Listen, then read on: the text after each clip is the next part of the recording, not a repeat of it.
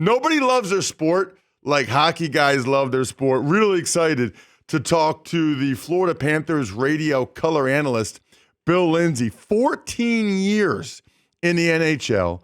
He was on the 96 Panthers Eastern Conference Championship team, played in more than 750 NHL games for 6 different teams. He beat me out. I only played for 5 teams, including 506 games with the Panthers. Bill, it's Ross Tucker filling in for Dan today. Really appreciate the time. Thank you so much for coming on the show. I'm a little bit surprised that you're looking so good this morning. How late did the party go last night? Were you part of it? Yeah, I probably at the rink on the ice. I was up till about 2 o'clock. Get old Ross. It takes a little time, takes a little bit out of me. So I got home here probably about 2:30, 3 o'clock. Just enjoyed the festivities and let it sink all in. It's been so long for myself and the journey, and what an incredible team. I've always had a home down here in South Florida, but you've dreamt of winning that Stanley Cup since you're 5 years old. Once you retire as a player, the only chance that you have is to be part of an organization. And this is the organization that I love, and that gritty group of guys on that ice. They were able to pull off one of the best, most pressure packed games that you will ever see. And it's going to go down as an epic Stanley Cup final.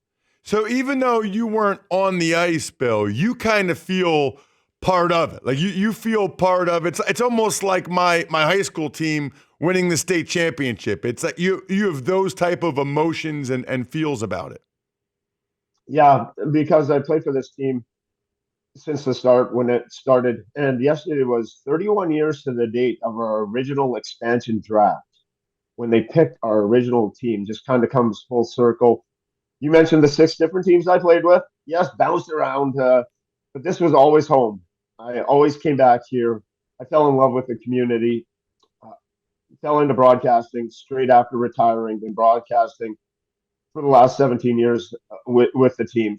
So this is my home, and that's why it's part of it, and that's for the group and for myself and every this fan base. We've had some down years. We've got kicked around, beat up, punched, whatever you will. And all of a sudden, Vinny Viola, the ownership group, Bill Zito, they put it all together. Got this remarkable group of talent on the ice, and the hardest trophy, personally, in my opinion, to win with 32 teams in the league and such a battle of attrition. The Panthers able to finally take it over the finish line. It's hard to describe. Bill, you haven't played in a long time. I feel like, are you getting a little bit emotional? I mean, does it means that much to you, doesn't it? Yes, it does. If you listen to the radio call last night, I blew every stop sign that you should as a color analyst. Probably wrecked my play-by-plays. I blacked out at the end of the game. I am. I'm totally emotional. I'm totally emotional. I was in tears last night. I was a puddle. I just didn't know what to think. I have my dad here, my wife. We've been taking care of my dad, and it's been such a long journey. And to maybe I would never put my hands on that trophy again. Once it's done as a player, you don't have that dream. The only possibility is to be part of an organization that wins the Stanley Cup, and it happens to be an organization that I love and have cherished for so long. And yeah, the emotions just ran completely wild. So did you get to touch it? Did you get to touch it yesterday? No, yeah, we'll some players last night. There will be a time though, and I'm going to get my picture with it and talk to Mr. Viola, and Mr. Viola came up to me, our owner, said, "What's your ring size?" After the game, so there's going to be a chance where you're going to get to sit down, hopefully lift this thing over our head, and have a big family picture. The Stanley Cup had more business in the dressing room out with all the players that earned the right to touch it first. But at some point, I'm going to get my hands on it. Oh, that is awesome. We're talking with Bill Lindsay. He's the Florida Panthers radio analyst who had a 14-year career, including over 500 games with the Panthers, 2 different stints with them. What were you thinking, Bill, when it was Panthers up 3-0? I mean, there's no way that you thought the Oilers would win the next 3, scoring 5+ goals in each.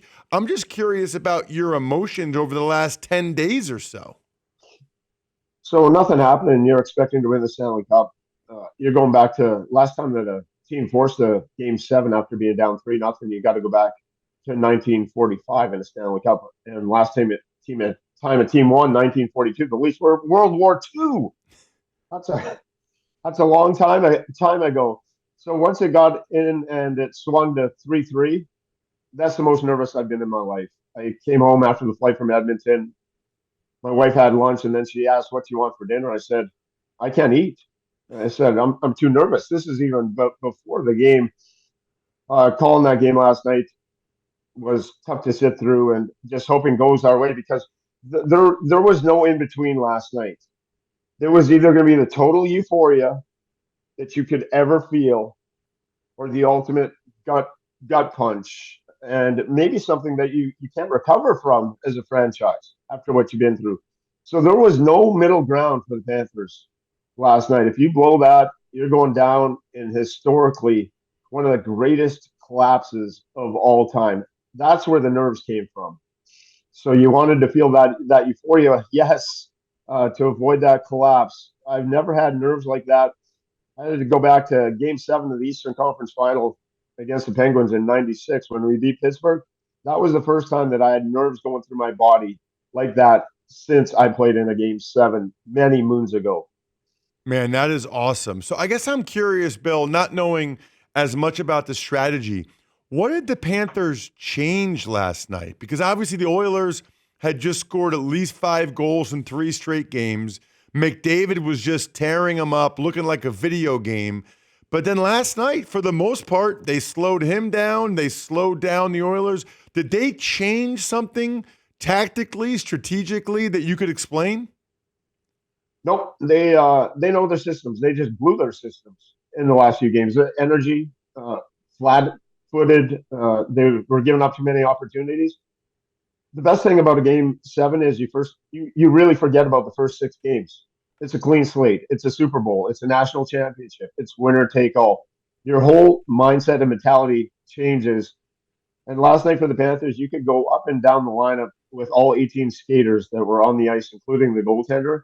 You could point to every one of them and said they played the game of their lives. They produced under pressure, and it was just go. And when they're like that, and they're one of the toughest teams to play against. They're metrically during the regular season the best defensive team in the NHL. Throughout these playoffs, they shut the Stars down. They shut everyone down. So it's 1-1. You get that 2-1 lead, and they just were blocking shots, the commitment, everything that you need to do. They got back to their identity, their DNA, and that is through that hard work that they put through. They didn't change a lot. It was just more of being able to handle the pressure and play your best game when it mattered most, and doing what made you successful throughout the course of these playoffs. McDavid, nothing. Draisaitl, nothing. Kept the big boys off the boards, and Sergei Bobrovsky, your goaltender, was dynamite, and that's how you win a Stanley Cup championship. What do you think about McDavid winning the Conn Smythe? Obviously, that doesn't happen almost ever in some of the other major sports, right? Where the losing team, their player is the MVP. And I know it's not just the Stanley Cup final, it's throughout the postseason. Do you think he deserved it? And your thoughts on him getting it over maybe Bobrovsky? Good for McDavid. Yes, he deserved it. What a playoff! The Conn Smythe is the player that's most valuable to his team throughout the course of the playoffs. 42 points. The only names ahead of him on that list: Wayne Gretzky, Mario Lemieux. That's pretty elite company. Great to have him on this stage for hockey. We needed superstars. When Michael Jordan's in a final, when Tom Brady's playing in a Super Bowl, people watch. People are excited for it. To have Connor McDavid here and do the things that he did for the Oilers, and to see his world talent, he belongs in another league. Unfortunately, there's no other league to go to. That's how good he is. You watch at times, and it's like a player when you watch Pee Wee hockey, and you just point on the ice and said, "That kid on that ice is so much better than everyone else." Well, that's Connor McDavid for a lot in the majority of these playoffs. It was a heroic effort by him. It comes up short at the end, but kudos to have him and what he did for the Edmonton Oilers. He 100% deserved the trophy. All right, last question, Bill. Has nothing to do with last night. I'm just fascinated by this dynamic. You played 14 years in the NHL, 750 games. And then when you were done, you went to Germany to play for 2 years? Did I Yeah. read that right? What is the logic there? You just love the sport that much? You needed to make some extra dough? Like, that would never, ever happen with an NFL player. They would never play that many years in the NFL. But you know what I'm going to do? I'm going to go play in a lesser league for less money. Like, you got to walk me through that decision, Bill. I'm fascinated by it. So I've been at the end of my career. I played the 14 years in the NHL. I got sent down to the minors for the first time, and at this point, the 6 teams, I was bouncing from team to team down to the American Hockey League, which is the minors. We had the full lockout year, 04-05, where we missed the whole season. I go try out for Columbus. They send me down to Syracuse, their farm system, looking like the dream is maybe over. And my wife and I got a friend, a really good friend, called me from Germany and said, we got a good league over here. They're going to pay you some pretty good money, car, apartment, everything. It's going to be fun. You're going to get to play 20 minutes a night. You want to come over and play with me? And my wife, after being in hotel after hotel after hotel, said, let's go. Let's go have some fun. I am done with this journey. And the German Hockey League allows 10 imports. So you get 10 North American guys and 10 Germans on your team.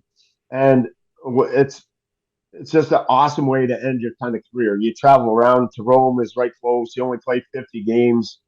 So a lot of players at the end of their careers will go over to the European leagues just to enjoy it and just kind of soak it all in. And that's pretty much how I ended up over in Germany. And for ourselves and my wife, it was two of the greatest years that we ever had. We traveled all around Europe and played some fun hockey. How do you say penalty box in German? Do you know?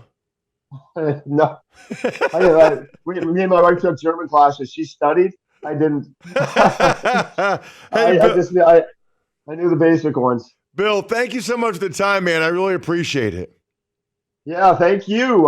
Princeton, huh? Princeton grad.